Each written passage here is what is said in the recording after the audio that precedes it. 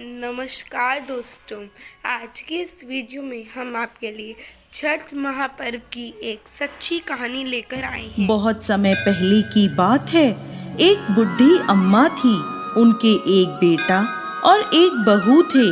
बुढ़ी अम्मा छठी मैया की परम भक्त थी और हर साल पूरी श्रद्धा से छठी मैया का व्रत करती। परंतु बहू नए विचारों वाली थी। वो पूजा पाठ में विश्वास नहीं करती थी। एक बार बुढ़ी अम्मा छठ पर्व करने की तैयारी कर रही थी। बुढ़ी अम्मा की बहू उन पर हंसने लगी और बोली, अम्मा, दुनिया कहाँ से कहाँ चली गई है। लोग आसमान को छू रहे हैं और आप आज भी इतनी अंधविश्वासी हो। पढ़ी लिखी बहुओं का छठी मैया की परम भक्त बुढ़ी अम्मा पर कोई असर नहीं हुआ। वो तो बस अपनी तैयारियां करती रही।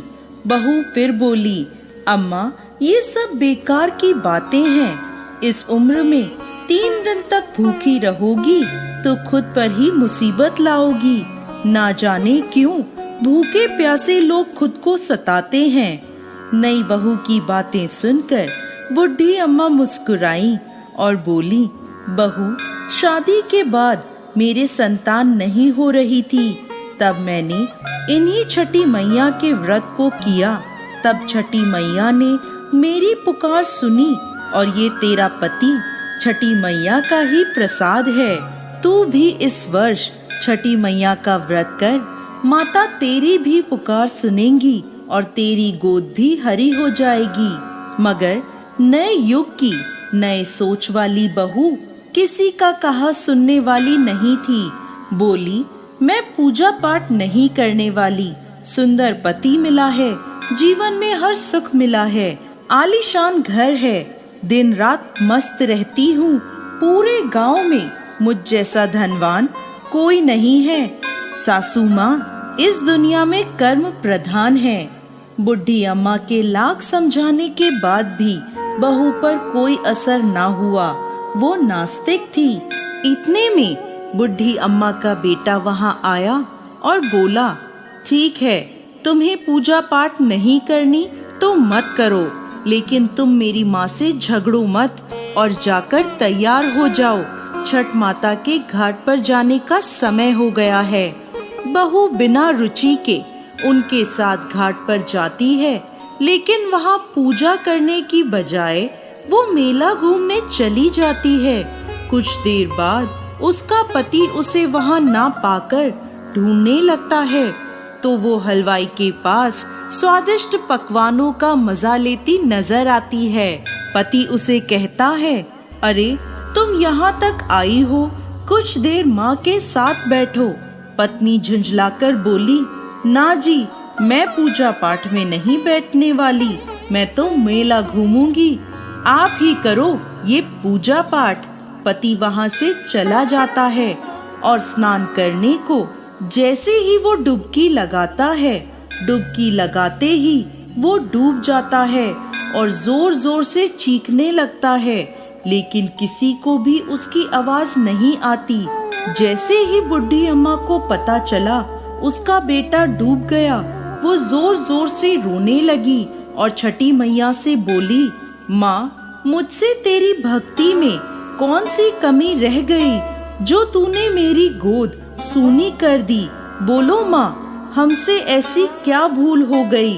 हम तो घाट पर तुम्हारी पूजा करने आए थे, तुमने तो हमारी दुनिया ही उजाड़ दी। माँ, यदि मुझसे जाने अनजाने कोई भूल हुई हो तो उसकी सजा मेरे बेटे को मत दो। ऐसा कहकर बुढ़ी अम्मा जोर जोर से रोने लगी।